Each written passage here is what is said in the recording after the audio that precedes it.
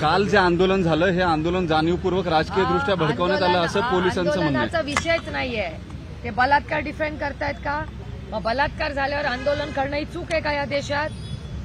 याचं उत्तर मला सरकारने द्यावं. मग कुणावरही करेना बलात्कार लपवण्यासाठी हे राजकारण केलं जातंय.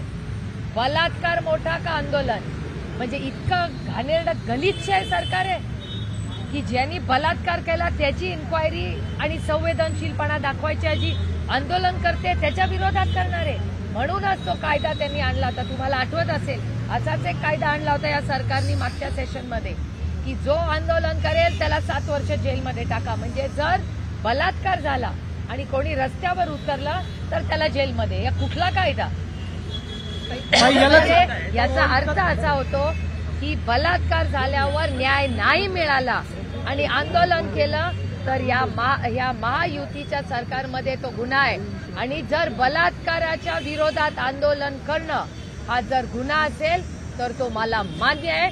मला फाशीची शिक्षा या सरकारने द्यावी. पण आम्ही बलात्कार झालेल्या कुटुंबाच्या बाजूने उभं राहणार.